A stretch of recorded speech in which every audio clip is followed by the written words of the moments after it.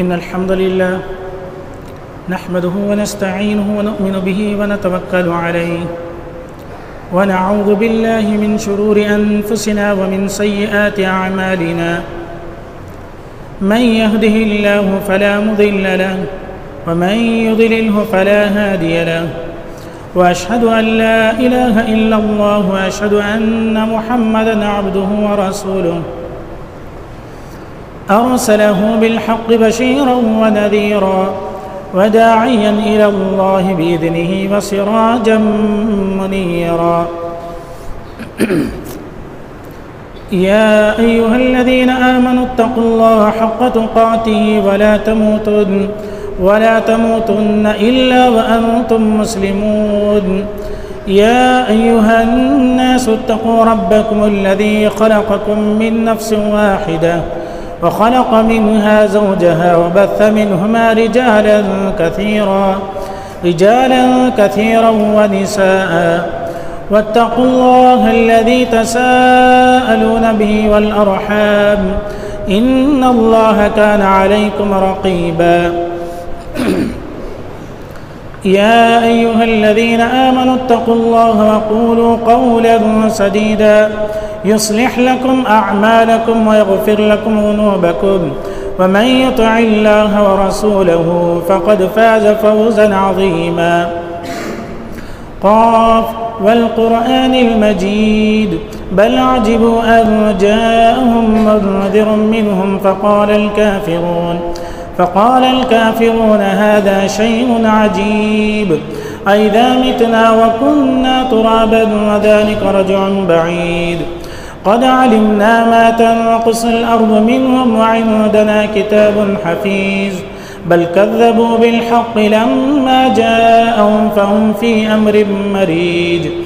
أفلم ينظروا إلى السماء فوقهم كيف بنيناها وزيناها وما لها من فروج والأرض مددناها وألقينا فيها رواسي وأنبتنا فيها من كل زوج بهيج تبصرة وذكرى لكل عبد منيب ونزلنا من السماء ماء مباركا فأنبتنا به جنات وحب الحصيد والنخل باسقات لها طلع نضيد رزقا للعباد وأحيينا به بلدة ميتا كذلك الخروج كذبت قبلهم قوم نوح وأصحاب الرس وثمود وعاد وفرعون وإخوان لوط وأصحاب الأيكة وقوم تبع كل كذب الرسل فحق وعيد أفعينا بالخلق الأول بل هم في لبس من خلق جديد أما بعد فإن أصدق الكلام كلام الله وأحسن السنن سنن محمد صلى الله عليه وسلم وشر الأمور محدثاتها وكل محدثة بدعة وكل بدعة ضلالة وكل ضلالة في النار فأعوذ بالله السميع العليم من الشيطان الرجيم من حمده ونفخه ونفثه بسم الله الرحمن الرحيم يا أيها الناس كلوا مما في الأرض حلالا طيبا ولا تتبعوا خطوات الشيطان إنه لكم عدو مبين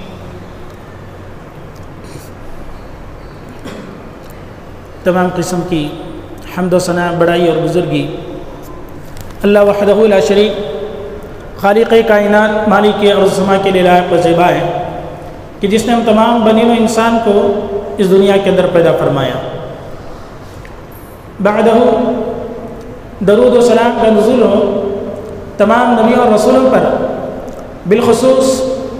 میرے اور آپ کے آخری نبی تاجدار مدینہ احمد مجتبی جناب محمد رسول اللہ صلی اللہ تعالی علیہ وسلم پر اللہم صلی علی محمد وعلی آل محمد کما صلیت علی ابراہیم وعلی آل ابراہیم انکا حمید مجید اللہم بارک علی محمد وعلی آل محمد کما بارکت علی ابراہیم وعلی آل ابراہیم انکا حمید مجید رب اشرح لي صدري ويسر لي أمري واحلل عقدة من لساني يفقهوا قولي اللهم انفعني بما علمتني وعلمني ما ينفعني وزدني علما اللهم إني أعوذ بك من زوال نعمتك وتحول عافيتك وفجاءة نقمتك وجميع سخطك. اللهم إني أعوذ بك من جهد البلاء ودرك الشقاء وسوء القضاء وشماتة الأعداء. اللهم لا تجعلنا فتنة للقوم الظالمين. اللهم لا تجعلنا فتنة للقوم الكافرين. اللهم لا تجعلنا فتنة للقوم الكافرين. رب ارحمهما كما ربياني صغيرا. رب ارحمهما كما ربياني صغيرا. رب ارحمهما كما ربياني صغيرا. رب اغفر لي ولوالدي وللمؤمنين يوم يقوم الحساب. رب اغفر لي ولوالدي وللمؤمنين يوم يقوم الحساب. رب اغفر لي ولوالدي وللمؤمنين يوم يقوم الحساب. آمین یا رب العالمین. بزرگان اعظام، نوجوانان اسلام، عزیز بچوں، پردہ نشین فاطمہ اور بہنیں، خطبہ مسنونہ کے بعد کلام مقدس کی ایک آیت کریمہ آپ کے سامنے پڑھی گئی. اس آیت کریمہ میں اللہ تبارک و تعالی نے اپنے بندوں کے لیے جو پیغام دیا ہے وہ بڑا اہم پیغام ہے عبادات کے ناحیے سے. اور اس کا مطلب یوں بھی آپ سمجھ سکتے ہیں، زندگی کے اندر کی جانے والی ہر عبادات کا تعلق اس عمل سے ہے. اسلامی تعلیمات پر اگر غور کیا جائے تو ہمیں اس بات کا واضح طور پر اندازہ ہو جاتا ہے کہ اسلام کے اندر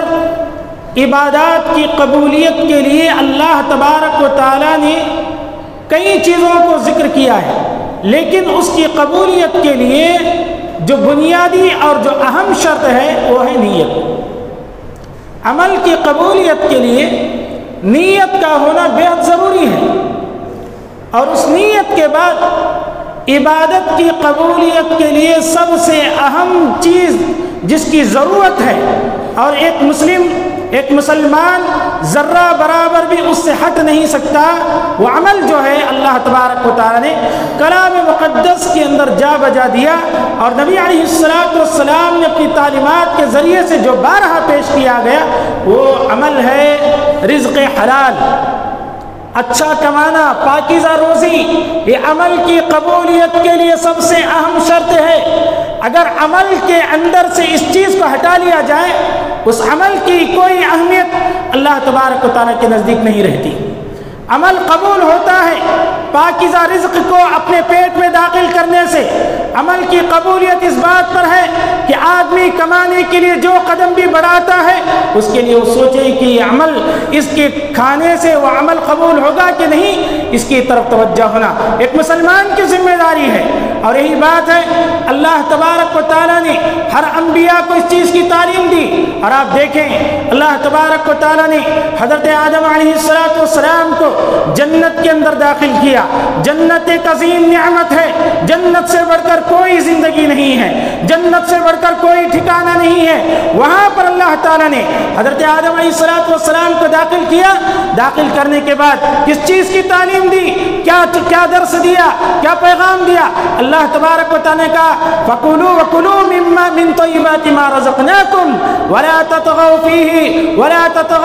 فِيهِ فَيَحِلَّ عَلَيْكُمْ غَضَبِي وَمَنْ يَحْلِلْ عَلَيْهِ غَضَبِي فَقَدْ هَوَىٰ. اللہ تعالیٰ نے حضرت آدم علیہ السلام سے کہا اے آدم، جنت میں تم جا رہے ہو، جہاں چاہے تم جا سکتے ہو، جو چیز کھانا ہے تم کھا سکتے ہو. پھر اس کی ایک لمٹ بتائی، کہا کہ تمہیں یہاں پر نہیں جانا ہے. اگر تم یہاں پر جا لے اور یہ تم نے کھا لیا یقیناً تم جان لو کہ میرے غضب کا تم شکار ہو جاؤ گے. تو یہ جو چیز ہے اللہ تبارک و تعالیٰ نے کس چیز کو کھانا ہے، کس چیز کو اپنے پیٹ میں داخل کرنا ہے، کس چیز سے اجتناب کرنا ہے، یہ دو باتیں اللہ تبارک تعالیٰ کلام مقدس کے اندر بیان کر دی. انبیاء کو سب سے پہلے اللہ تبارک و تعالیٰ نے اس روئے زمین کے اندر جنت میں جس چیز داخل کیا اسے پیغام دیا کہ تم یہ کھانا ہے اور اسے نہیں کھانا ہے. اور اس کے بعد انبیاء علیہ السلام کا جو سلسلہ اس دنیا کے اندر جاری ہوا، ان انبیاء کو بھی اللہ تبارک و تعالیٰ نے پیغام دیتے ہوئے کہا یا ایھا الرسل کلوا من الطیبات واعملوا صالحا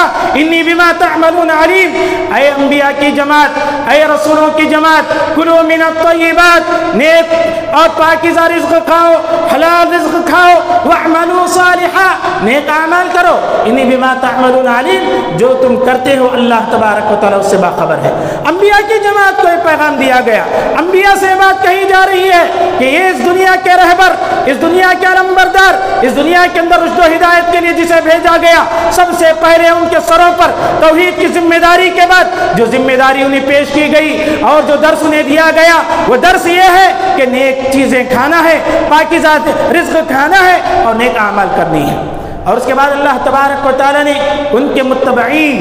ان کے پیروکار، ان کو خطاب کرتے ہوئے فرمایا یا ایھا الذین آمنوا کلوا من طیبات ما رزقناکم واشکروا للہ ان کنتم ایاہ تعبدون۔ اے ایمان والو، جن کے دلوں میں ایمان پیوست ہو چکا ہے، جو لوگ اللہ کی وحدانیت کا اقرار، نبی کی رسالت کا اقرار کر لیے ہیں، ان کو پیغام دیتے ہوئے فرمایا یا ایھا الذین آمنوا کلوا من الطیبات، کہا کہ تم پاکیزہ رزق کھاؤ، پاکیزہ رزق کھاؤ، اللہ تعالیٰ کا شکر ادا کرو۔ اگر تم اللہ کی عبادت کرتے ہو، اللہ کی تم عبادت کرتے ہو، تو ہمارے لیے ضروری ہے کہ تم جو ہے اللہ کا شکر ادا کرو، پاکیزہ رزق کھاؤ اور اس کی عبادت کرو۔ یہ پیغام اللہ تبارک و تعالیٰ نے ایمان والوں کو دیا۔ اب ایمان والوں کے بعد اللہ تبارک و تعالیٰ نے ایک عام پیغام دیا ہے، ایک عام پیغام۔ اس پیغام کے اندر ایمان والے بھی شامل ہو گئے، انبیاء بھی شامل ہو گئے اور عام وہ آدمی بھی شامل ہو گیا۔ اور اللہ تبارک و تعالیٰ نے فرمایا یا ایھا الناس کلوا مما فی الارض حلالا طیبا، اے لوگو جو اس دنیا کے اندر زندگی بسر کر رہے ہو، ان کے لیے چاہیے کہ وہ رزق حلال کھائیں، وہ رزق حلال کھائیں۔ کہا فکلوا مما رزقکم اللہ، کہ تم جو اللہ نے جو رزق دیا ہے اس رزق کو کھاؤ، حلال رزق کھاؤ۔ ولا تتبعوا خطوات الشیطان، شیطان کے نقش قدم پر نہ چلو، شیطان کے راستے پر نہ چلو۔ انہ لکم عدو مبین، بے شک وہ تمہارا کھلا ہوا دشمن ہے، یہ تمہارا واضح دشمن ہے۔ اللہ تبارک و تعالیٰ نے یہ پیغام دے دیا، عام انسانوں کے لیے پیغام اللہ تبارک تعالیٰ نے دیا۔ تو 3 آیات ہیں، ان آیات کے اندر اللہ تبارک تعالیٰ نے انبیاء کی جماعت کو پیغام دیا، ایمان والوں کو اللہ تعالیٰ نے پیغام دیا، روئے زمین پر بسنے والے ہر انسان کو اس بات کا مکلف بنایا کہ اس کے بدن کے اندر جو اس کی پرورش ہوتی ہے، اس کے لیے ضروری ہے کہ وہ پاکیزہ رزق، حلال رزق کھائے۔ تو اسے اندازہ لگا سکتے ہیں اسلام کے اندر رزق حلال کی کتنی اہمیت ہے، کتنی بڑی اہمیت ہے۔ یہ رزق حلال عبادات پر اثر ڈالتا ہے، یہ رزق حلال عبادات پر اثر ڈالتا ہے۔ نبی علیہ السلام نے ایک مقام پر ذکر فرمایا، نبی علیہ السلام نے ایک آدمی کا ذکر فرمایا ذکر الرجل یطیل السفر اشعث اغبر یمد یدیہ الی السماء یا ربی ومطعمہ حرام ومشربہ حرام وملبسہ حرام وغذی بالحرام فأنا یستجاب لذلک۔ نبی علیہ السلام نے فرمایا، ایک آدمی کا ذکر کیا، ایک آدمی دور دراز کے علاقے کا سفر کرتے ہوئے جاتا ہے اور سفر کی صعوبتیں، سفر کی تھکاوٹ ایسی ہے کہ سفر کرتے ہوئے اس کے سر کے بال پراگندہ ہو چکے ہیں، اس کے سر کے بال پراگندہ ہو چکے ہیں، طبیعت اس کی ایسی ہو چکی ہے، بال بکھرے ہوئے ہیں اور کپڑوں پر اس کے اثرات نمایاں ہیں۔ اور نبی علیہ السلام نے مزید فرمایا کہ وہ اپنے ہاتھوں کو اٹھایا ہوا، لمبا سفر کیا ہوا ہے، سر کے بال پراگندہ ہے، اپنے دونوں ہاتھوں کو اللہ تعالیٰ کی طرف اٹھاتا ہے، آسمان کی طرف اٹھاتا ہے اور رب ذوالجلال کو پکارتا ہے، اپنی کیفیت کو اس کے سامنے پیش کرتا ہے۔ نبی علیہ السلام نے فرمایا اللہ تبارک و تعالیٰ فرماتا ہے اس کی دعا کو کیسے قبول کی جائے گی؟ اس کا کھانا حرام ہے، اس کا پینا حرام ہے اور اس کا اوڑھنا حرام ہے، یہ تمام کی تمام چیزیں حرام ہیں، تو اس کی دعا کیسے قبول کی جائے گی؟ اندازہ لگائیں جو آدمی کتنی بھی بڑی عبادت کر لیں، اس عبادت کے لیے ضروری ہے رزق حلال اس کے پیٹ کے اندر جائے۔ رزق حلال اگر اس کے پیٹ میں نہیں جاتا، حرام اس کے پیٹ کے اندر جاتا ہے، عبادات اس کی روک لی جاتی ہے، عبادات پر حرف آ جاتا ہے، عبادات کی قبولیت کے لیے رکاوٹ بن جاتی ہے۔ اس لیے ضروری ہے ایک مسلمان کے لیے عبادات کو انجام دینے سے پہلے جو کمائی وہ کماتا ہے، جس کی طرف وہ بڑھ رہا ہے، جس کی قدم اس کے بڑھ رہے ہیں، اس کے لیے چاہیے کہ وہ دیکھ لیں کہ میں رزق حلال کما رہا ہوں، رزق حرام کما رہا ہوں۔ اس کی طرف توجہ بہت ضروری ہے، اسی کی طرف اشارہ اور اسی کی طرف توجہ دلاتے ہوئے اللہ تبارک و تعالیٰ نے ایمان والوں سے بارہا کہا قرآن مجید میں کلوا من الطیبات، لوگو پاکیزہ اور رزق حلال تم کھایا کرو، اس کے ذریعے سے تمہارے دلوں کو اندر اللہ تبارک تعالیٰ عبادات کی قبولیت کے اثرات پیدا کرتا ہے، تمہارے دلوں کے اندر اللہ تبارک و تعالیٰ عمل کے لیے محبت پیدا کر دیتا ہے، اور تھوڑی سی تھوڑی چیز بھی اس کے لیے وہ کافی ہو جاتی ہے، تھوڑی سی تھوڑی چیز اس کے لیے کافی ہو جاتی ہے۔ رزق حلال ایک ایسی چیز ہے قیامت کے دن اللہ تعالیٰ اس کے بارے میں سوال کرے گا، قیامت کے دن اللہ تبارک تعالیٰ اس کے بارے میں سوال کرے گا۔ نبی علیہ الصلوۃ والسلام نے بیان فرمایا قیامت کا میدان ہوگا، اور آپ صلی اللہ علیہ وسلم نے بیان فرمایا کئی سارے سوالات ہوں گے قیامت کے دن، بندے سے کئی سارے سوالات ہوں گے۔ ان سوالات میں سے ایک سوال اللہ تبارک و تعالی رزق حلال کے بارے میں پوچھے گا۔ نبی علیہ الصلوۃ والسلام نے بیان فرمایا لا تزول قدم ابن آدم، کہ ابن آدم کے قدم قیامت کے دن اللہ تبارک و تعالیٰ کی طرف سے ذرہ برابر بھی نہیں لیں گے۔ اللہ تعالیٰ کے سامنے کھڑے رہے گا، اس کے قدموں کے اندر جنبش نہیں آئے گی جب تک کہ اللہ تبارک و تعالیٰ اس سے 5 سوالات نہ پوچھ لیں۔ 5 سوالات اللہ تعالیٰ جب تک بندے سے نہ پوچھ لے، اس کے قدم اللہ تعالیٰ کے پاس سے ڈگمگائیں گے نہیں، جنبش نہیں ہوگی، حرکت نہیں ہوگی۔ اور آپ صلی اللہ علیہ وسلم نے ذکر فرمایا وہ کیا سوالات ہوں گے؟ فرمایا ان سوالات میں سے ایک ہے عن عمرہ فیما افناہ، عمر کو اس نے کہاں پر گزارا، کہاں اس نے قدم کی، جو عمر اسے دی گئی وہ عمر کے بارے میں سوال ہوگا۔ جو زندگی اسے دی گئی ہے اس زندگی کے بارے میں اللہ تعالیٰ سوال کرے گا۔ وعن شبابہ فیما ابلاہ، اور جوانی کے بارے میں، زندگی کے اندر سب سے اہم چیز جو اللہ تبارک و تعالیٰ ایک انسان کو دیتا ہے وہ جوانی ہے، اس جوانی کے بارے میں سوال ہوگا کہ یہ جوانی، یہ قوت و طاقت جو ہم نے تمہیں دی ہے، اللہ نے جو عطا کی ہے، اس جوانی کے بارے میں اللہ تعالیٰ سوال کرے گا۔ اور فرمایا وعن مالہ من این اکتسبہ، اس مال کے بارے میں سوال کیا جائے گا، کہاں سے کمایا ہے، کہاں تم نے زندگی کھپائی ہے، کہاں سے کمایا ہے، اس مال کے بارے میں سوال کیا جائے گا۔ مال جس کے لیے آدمی حلال و حرام کی تمام چیزوں کو پار کر دیتا ہے، توڑ دیتا ہے، اس کے نزدیک صرف کمانا مقصد ہے، کمانے کے خاطر وہ زندگی گزار رہا ہے، کیسے بھی آئے مال آئے، اس کے بارے میں آدمی سوچتا نہیں ہے۔ اللہ تبارک و تعالیٰ قیامت کے دن پوچھے گا کہاں سے تم نے مال کمایا ہے، کہاں سے تم نے مال کمایا ہے، ایک سوال یہ ہوگا، اور ایک بات یہ بھی ہوگی، پوچھے گا وفیما انفقہ، کہاں تم نے خرچ کیا ہے۔ جہاں آدمی حلال طریقے سے کمانے کی تعلیم دی گئی، وہیں پر یہ بات کہا گیا ہے کہ اسے حلال جگہوں پر خرچ کرنا ہے۔ کہاں وفیما انفقہ، کہاں تم نے خرچ کیا، خرچ کرنے کی جگہ کہاں کہاں تھی، کون سی جگہ تم نے خرچ کیا، کس جگہ پر خرچ کیا، کس پر خرچ کیا، یہ سوالات ہیں جو قیامت کے دن اللہ تبارک و تعالیٰ سے، اللہ تبارک و تعالیٰ بندے سے پوچھے گا، اور جب تک یہ سوالات کے جوابات نہیں دے گا اس کے قدم اللہ تعالیٰ کی طرف سے، اللہ تعالیٰ کے سامنے سے ہلیں گے نہیں، جنبش نہیں ہوگی۔ آپ اندازہ لگائیں اللہ تبارک و تعالیٰ جب سوال کرے گا، یقین مانیے یہ سب سے بڑا عذاب ہے۔ اللہ تعالیٰ کا سوال بندوں سے کرنا یہ سب سے بڑا عذاب ہے کہ اللہ تعالیٰ سوال کر لیں۔ ایک روایت میں نبی علیہ السلام نے یہ بات ذکر فرمایا، اللہ تبارک و تعالیٰ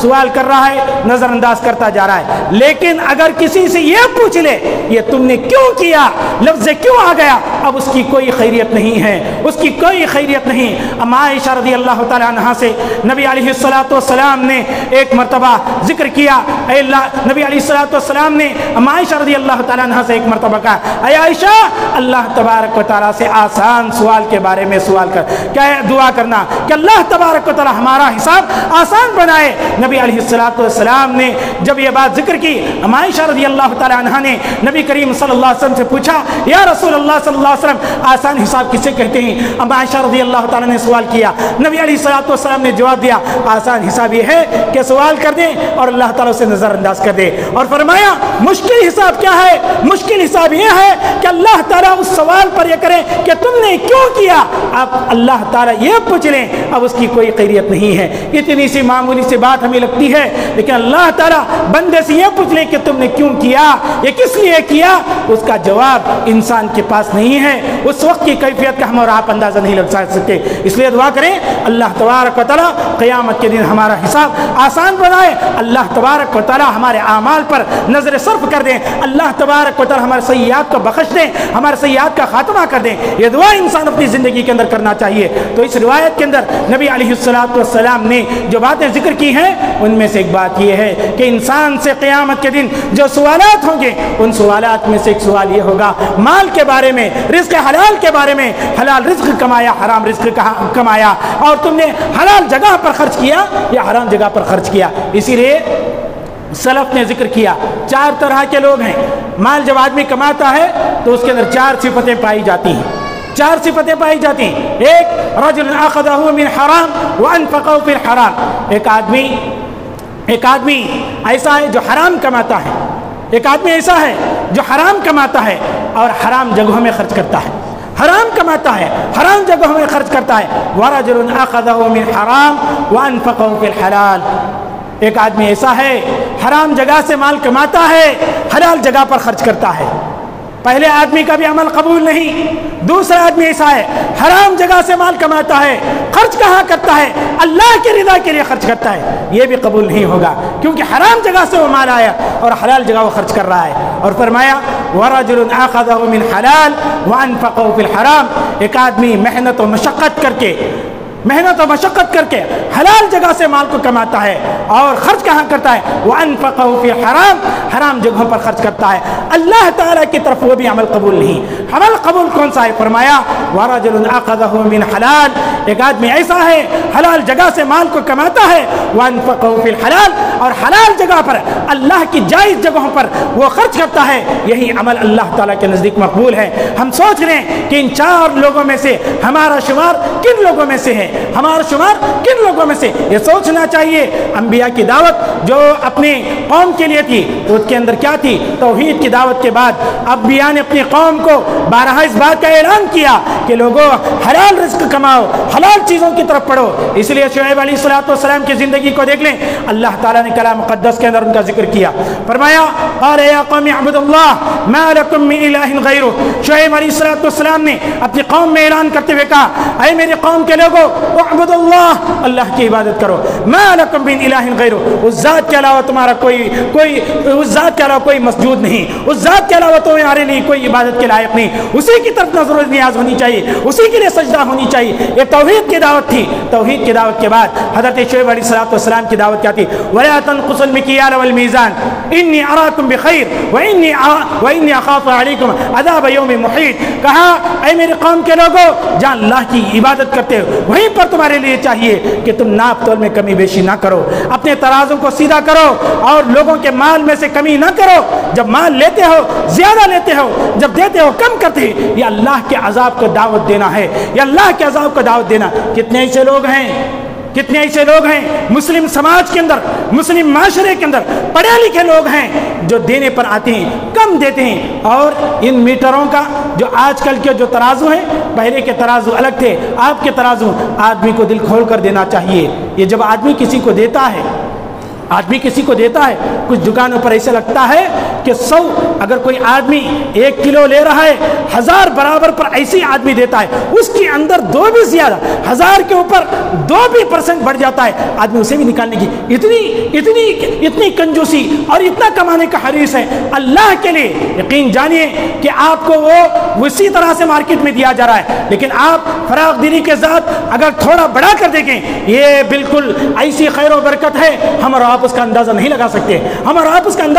سکتے، یقین جانیے یہی تعلیم حضرت شعیب علیہ السلام نے اپنی قوم کو دیا، کہا کہ اے میرے قوم کے لوگوں وَلَا تَنْقُصُوا الْمِكْيَالَ وَالْمِيزَانَ، لوگوں اس ناپ تول کے اندر بالکل تم صحیح طریقے سے پیش آنا، اگر تم نے اس کے اندر کمی بیشی کی یقین جانو کہ اللہ تبارک و تعالیٰ کا عذاب تم پر ضرور دستک دے گا۔ تو لوگوں یہ بات ہمیں جان لینی چاہیے کہ مال حلال طریقے سے آنا چاہیے، اور قیامت کی نشانیوں میں سے ایک نشانی یہ ہے کہ آدمی حلال اور حرام کی پرواہ نہیں کرے گا۔ قیامت کی نشانیوں میں سے ایک نشانی نبی علیہ السلام نے بیان فرمائی کہ آدمی حلال اور حرام کے درمیان تمیز نہیں کرے گا۔ آپ صلی اللہ علیہ وسلم نے فرمایا یأتی علی الناس زمان لا یبالی المرء ما اخذ منه امن الحلال ام من الحرام۔ آپ صلی اللہ علیہ وسلم نے بیان فرمایا قیامت کی نشانیوں میں سے ایک نشانی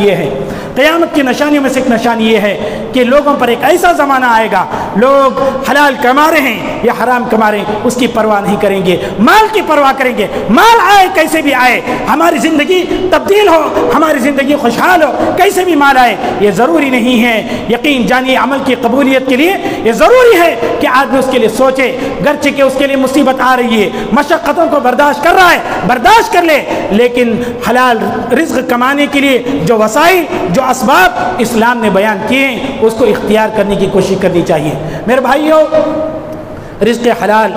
کی طرف ایک مسلمان کی توجہ ہونی چاہیے، رزق حلال کمانے سے، رزق حلال پیٹ کے اندر داخل کرنے سے نسلوں پر اس کا اثر پڑتا ہے، نسلوں پر، خاندان پر، اولاد پر اس کا اثر پڑتا ہے۔ یقین جانیے نبی علیہ الصلوۃ والسلام کی زندگی کو دیکھ لیں۔ آپ صلی اللہ علیہ وسلم ایک مرتبہ جا رہے تھے، آپ نے اپنے نواسوں میں تھے حسن یا حسین رضی اللہ تعالیٰ عنہ کو دیکھا، انہوں نے ایک کھجور کو اٹھا کر اپنے منہ میں ڈال لیا، گرا ہوا کھجور تھا، اٹھا کر بچے ہیں کھا لیتے ہیں۔ آپ صلی اللہ علیہ وسلم نے دیکھا یہ بچہ ہے، کھجور اپنے پیٹ کے اندر ڈال لیا، منہ میں ڈال دیا۔ اللہ کے رسول صلی اللہ علیہ وسلم نے اپنے نواسوں کو ڈانٹا اور ڈانٹ کر کہا کہ تھوک دو، تھوک دو، ہو سکتا ہے آپ کو معلوم نہیں تھا، ہو سکتا ہے آپ نے یہ کہا، ہو سکتا ہے شک کی بنیاد پر اسے چھوڑنے کے لیے کہا ہو سکتا ہے یہ صدقے کا کھجور ہو سکتا ہے زکات کا کھجور ہو، تمہارے لیے ضروری ہے، تمہارے لیے مناسب نہیں کہ تم یہ کھاؤ۔ آپ نے تھوکنے کے لیے کہا، شک کی بنیاد پر، شک کی بنیاد پر اللہ کے رسول صلی اللہ علیہ وسلم نے کہا۔ اور اسلام کی تعلیمات ہے شکوک و شبہات والی جگہوں سے، شکوک و شبہات والے مال سے ایک مسلمان کو بچنا چاہیے۔ اور آج ایسا ہے کہ آدمی ادھر ادھر مشوروں، ادھر ادھر مسائل پوچھتا ہے کہ کسی عالم کے ذریعے سے تھوڑی سی بھی گنجائش نکل آئے اور وہ آدمی اسے ایسا سمجھتا ہے اب مجھے حلال کی سرٹیفکیٹ مل گئی۔ لوگوں جان لو آدمی کو اس سلسلے میں محتاط ہونا چاہیے۔ ہو سکتا ہے کسی کا علم کم ہو، کسی کا علم زیادہ ہو، آپ کو چاہیے کہ ایک مسئلے پر آپ گفتگو کر رہے ہیں، کئی علماء سے گفتگو کرو۔ اکثریت جس چیز کی طرف جا رہی ہے، اکثریت جس چیز کی طرف توجہ دلا رہی ہے، اس چیز کو اختیار کرنے کی کوشش کرو۔ مال کے معاملے میں آدمی اتنا تردد کا شکار ہے، کہیں سے بھی ضروری چیز آ گئی، کسی نے کہہ دیا اس کے اندر اختلاف ہے، تو اختلاف ہے تو وہ ضروری ہے، اختلاف ہے تو اس کے اندر گنجائش ہے، وہ اپنی عقل سے اسے صحیح سمجھ رہا ہے اور اسے کھا پی رہا ہے، لہذا بچنے کی کوشش کرنی چاہیے۔ یہ بات جان لیں، رزق حلال یہ نسلوں پر اس کا اثر پیدا کرتا ہے، نسلوں پر اس کا اثر ڈالتا ہے۔ حضرت عمر بن خطاب رضی اللہ تعالی عنہ کے تعلق سے آتا ہے، عمر بن خطاب رضی اللہ تعالی عنہ ایک رات گشت کر رہے تھے، آپ کے ساتھ آپ کا خادم بھی تھا، رات میں گشت کر رہے تھے، ایک گھر سے آواز آتی ہے، ماں اپنی بچی کو آواز دیتی ہے کہ بیٹی اٹھو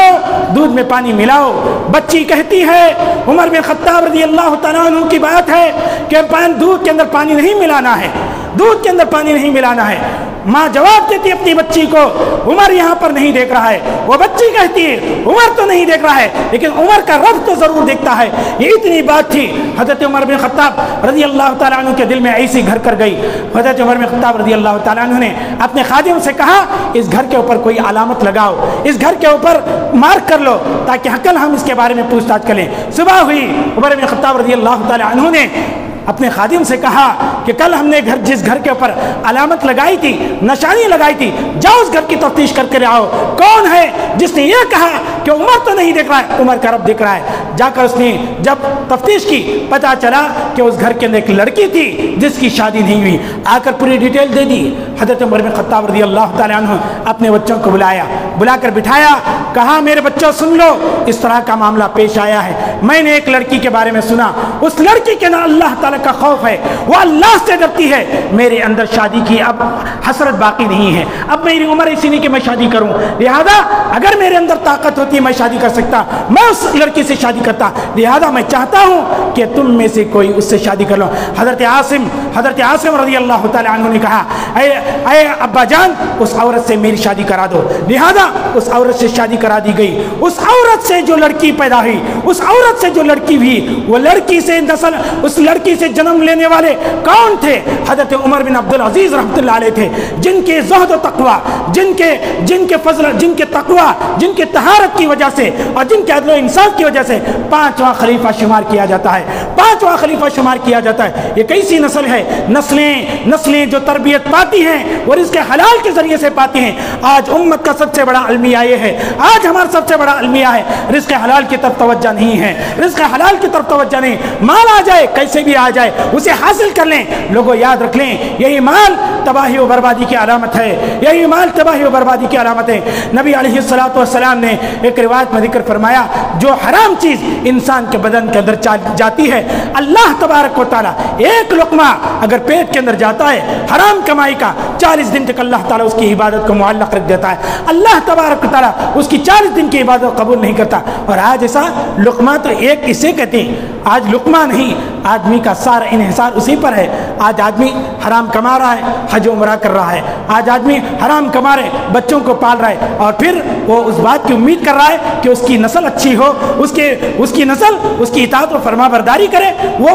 اس کے حکم کو مانے، اس کی اطاعت و فرما برداری کرے۔ یہ کیسے ممکن ہو سکتا ہے کہ جس رزق کو کمانے کے لیے تم نے اللہ کو ناراض کیا اور تم یہ چاہ رہے کہ تمہاری اولاد تم سے راضی ہو جائے، تم اپنے اولاد سے راضی ہو جائے، یہ ممکن نہیں ہے۔ اسی لیے چاہیے، اسی لیے اللہ رب الجلال نے فرمایا انما يتقبل اللہ من المتقین، اللہ تبارک و تعالیٰ اس آدمی کے عمل کو قبول کرتا ہے جو آدمی اللہ تعالیٰ سے ڈرتا ہے، چاہے وہ آدمی رزق کمانے کے سلسلے میں کسی بھی سلسلے میں کیوں نہ ہو۔ لہذا یہ ہماری ذمہ داری ہے، یہ ہماری ذمہ داری ہے کہ ہم مال کمانے سے پہلے ان اسباب کو تلاش کریں جس سے رزق حلال حاصل ہو سکتا ہے۔ رزق حلال حاصل ہونے کے لیے کئی سارے اسباب ہیں، اسباب کئی سارے ہیں، اختصاراً چند باتیں میں آپ کے سامنے پیش کر دیتا ہوں۔ رزق حلال کمانے کے لیے ضروری ہے کہ ایک بندے کو ہمیشہ اللہ تعالیٰ سے توبہ و استغفار کرنا چاہیے۔ توبہ و استغفار اللہ تبارک تعالیٰ سے کرتے رہنا چاہیے۔ اللہ تعالیٰ نے کلام مقدس کے اندر ذکر فرمایا فَقُلْتُ اسْتَغْفِرُوا رَبَّكُمْ، حضرت نوح علیہ السلام نے اپنی قوم کو پیغام دیتے ہوئے کہا فَقُلْتُ اسْتَغْفِرُوا رَبَّكُمْ إِنَّهُ كَانَ غَفَّارًا، کہا ہے میری قوم کے لوگوں، اے میری قوم کے لوگوں، اللہ تعالیٰ سے توبہ و استغفار کرو، اللہ تعالیٰ سے توبہ و استغفار کرو، بے شک وہ ذات ایسی ہے جو تمہارے گناہوں کو معاف کرنے والی ہے، تمہارے گناہوں کو معاف کرنے والی ہے، درگزر کرنے والی ہے۔ يُرْسِلِ السَّمَاءَ عَلَيْكُمْ مِدْرَارًا، اللہ تعالیٰ آسمان سے موسلا دار بارش، فائدہ مند بارش اللہ تعالیٰ تم پر نازل کرے گا، اللہ تعالیٰ فائدہ مند بارش نازل کرے گا۔ رزق حلال سے اس کا گہرا تعلق ہے۔ آدمی کما رہا ہے لیکن اس کے اندر خیر و برکت ہی نہیں ہے، آدمی فصلوں کے پیچھے لگا ہوا ہے لیکن اللہ تعالیٰ وقت پر بارش نازل نہیں کر رہا، کیا اس کا اثر صرف کسان پر ہوگا؟ کیا عام لوگوں پر نہیں ہوگا؟ ہر آدمی پر ہو سکتا ہے۔ لہذا استغفار، اللہ تعالیٰ سے توبہ کرنا چاہیے، اس کے ذریعے سے اللہ تبارک و تعالیٰ صحیح وقت پر بارش نازل کرے گا، اس کی زندگی کو خوشحال بنا دے گا، اس کی زندگی کو اللہ تبارک و تعالیٰ مشکل مسائل کو آسان کر دے گا۔ یہ توبہ و استغفار رزق حلال کے لیے۔ اور دوسری چیز ہے کہ آدمی رزق حلال کے لیے اللہ کی ذات پر توکل، اللہ کی ذات پر یقین کر لیں۔ اور آدمی رزق حلال کی طرف اس لیے پیچھے نہیں پڑتا کہ اسے اللہ تعالیٰ کی ذات پر یقین ہے، یہ کماؤں گا، اس لائن میں جاؤں گا، مال کم آ جائے گا، مال کی کمی ہو جائے گی، لہذا یہ راستہ درست ہے، اس میں مجھے مل جائے گا۔ گویا کہ اس نے اللہ کی ذات پر اعتماد نہیں کیا، اللہ کی ذات پر بھروسہ نہیں کیا۔ نبی علیہ السلام نے بیان فرمایا لو انکم توکلون علی اللہ حق توکلہ لرزقکم کما یرزق الطیر۔ نبی علیہ السلام نے بیان فرمایا تم اللہ کی ذات پر ایسے بھروسہ کر لو، اللہ کی ذات پر تم ایسے توکل کر لو جیسے پرندے اللہ کی ذات پر بھروسہ کرتے ہیں، اللہ کی ذات پر بھروسہ کرتے ہیں۔ پرندہ نکلتا ہے صبح اپنے گھونسلے سے، کچھ بھی نہیں ہے، کہاں جا رہا ہے، منزل کس طرف جانا ہے، جس طرف بھی جاتا اللہ تعالیٰ اس کے لیے رزق کے راستے آسان کر دیتا ہے۔ شام میں جب اپنے گھر واپس لوٹتا ہے وہ خود بھی پیٹ بھرا ہوا ہوتا ہے، اپنے بچوں کے لیے بھی لے کر آتا ہے۔ اور ایک مقام پر اللہ تعالیٰ نے فرمایا کہ وَمَن يَتَوَكَّلْ عَلَى اللَّهِ فَهُوَ حَسْبُهُ، جو آدمی اللہ پر بھروسہ کر لے اللہ تعالیٰ اس کے لیے کافی ہے۔ اور اسی طرح سے چاہیے کہ آدمی اللہ کی عبادت کرے، اللہ کی عبادت یہ رزق حلال کی سب سے بڑی کنجی ہے۔ عبادت آدمی مال کمانے کے لیے نمازوں کو چھوڑ رہا ہے، مال کمانے کے لیے دکان چلا رہا ہے، وہ یہ سمجھ رہا ہے دکان ضروری ہے، اس وقت میں کسٹمر زیادہ آتے ہیں، چھوڑ کر چلا جاؤں گا تو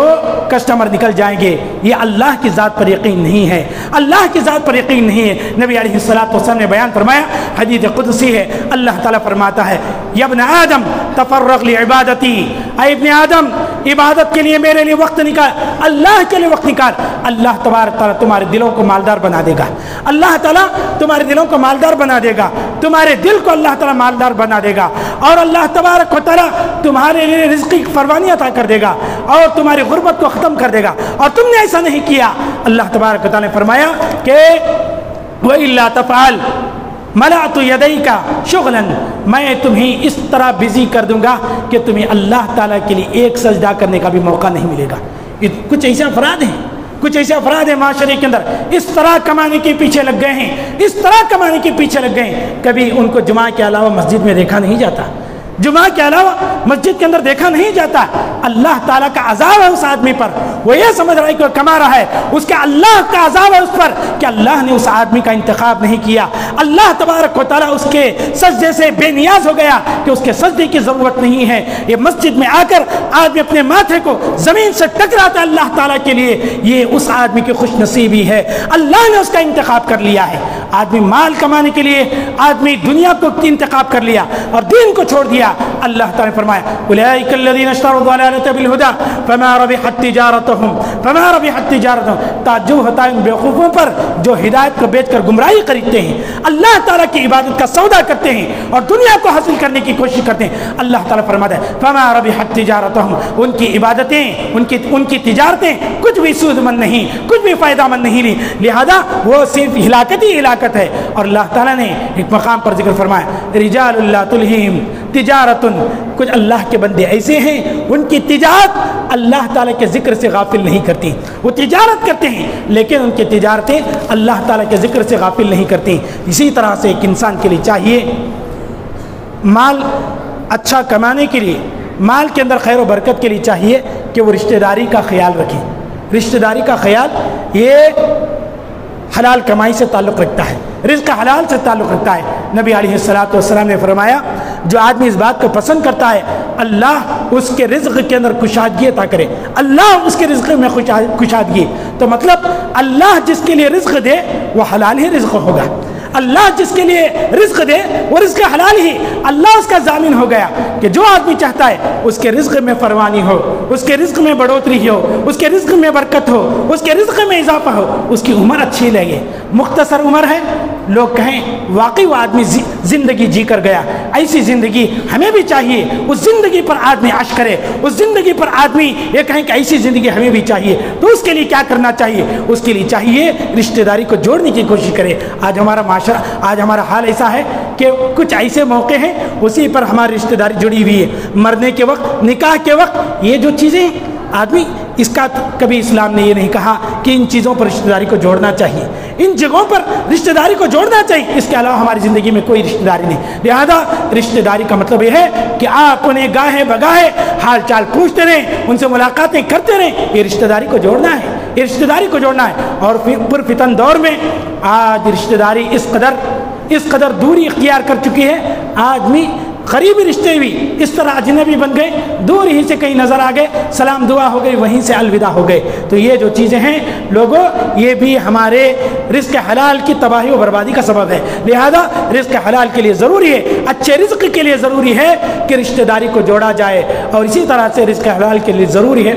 صبح کے بعد رزق حلال کی تلاش میں نکل جائے، رزق کمانے کے لیے نکل جائیں۔ نبی علیہ السلام نے اللہ تعالیٰ سے دعا کی، اے اللہ میری امت کی صبح میں تو برکت عطا فرما، میری امت کی صبح میں برکت عطا فرما۔ یہ اللہ کے رسول صلی اللہ علیہ وسلم نے اللہ تعالیٰ سے دعا کی۔ اور آج صبح کا مسئلہ ایسا، آج مسلمانوں کی دکانیں کھلتی ہیں 12 بجے، ظہر کے بعد آدمی ناشتہ کر کے جا کے دکان کھولتا ہے، اور غیروں کے دکانیں دیکھیں وہ 4 بجے سے دکان اوپن، وہ کچھ بھی کرتے ہوں، صبح میں جو بھی آدمی تجارت کرے گا اللہ اس کے لیے برکت دے گا، چاہے وہ مسلمان ہو چاہے وہ غیر مسلم ہے۔ اسی لیے آج دیکھیں سب سے زیادہ صبح میں جس کی دکانیں کھلتی ہیں وہ غیر مسلمین کی، اڈلی وڑی کی دکان ہو، چائے کی دکان ہو، کچھ بھی دکان ہو، وہ سبزی منڈی میں لگا ہوا ہو، لیکن وہ صبح میں کرتا ہے، اسی لیے ان کے پاس برکت ہے، ان کے پاس مال ہے۔ آج مسلمان اس لیے کہ وہ مسلمان اٹھتا ہی ہے، صبح کی نماز بھی چلی گئی اور پھر اس کے بعد وہ ناشتہ کر کے 11-1 بجے پہنچتا ہے، اللہ تعالیٰ وہ جو برکت دینا ہے وہ برکت کا وقت نکل جاتا ہے، اس کے بعد یہ آدمی کمانے نکل جاتا ہے۔ لہذا صبح صادق اٹھنا ہے، اللہ تعالیٰ اس کے اندر برکت دیا ہے، اور اس کی دعا امت کی خیر و برکت کے لیے، اس کی کمائی میں برکت کے لیے یہ نبی علیہ السلام نے اللہ سے دعا کی۔ لہذا یہ من جملہ چند باتیں میرے اور آپ کے لیے ہیں، دعا ہے اللہ رب العالمین سے رب العالمین ان باتوں پر مجھے اور آپ کو عمل پیرا ہونے کی توفیق نصیب فرمائے۔ العالمین ہمیں جو لوگ بیمار حال ہیں العالمین شفا کامل عاجلہ انہیں نصیب فرما، جو لوگ لا علاج بیماریوں کے اندر مبتلا ہیں العالمین تو اپنی غیبی مدد سے انہیں شفا کامل عاجلہ کلیہ نصیب فرما۔ العالمین جہاں جہاں مسلمان پریشان حال ہیں العالمین کے پریشانی کو دور فرما، مقروض مسلمانوں کی قرض داری کا تو بندوبست فرما۔ العالمین جب تک تو ہم کو اس دنیا میں رکھ، ایمان اور اسلام کی حالت میں زندہ رکھ، جب ہمارا خاتمہ ہو تو خاتمہ بالخیر ہو۔ آمین۔ السلام علیکم و رحمۃ اللہ وبرکاتہ۔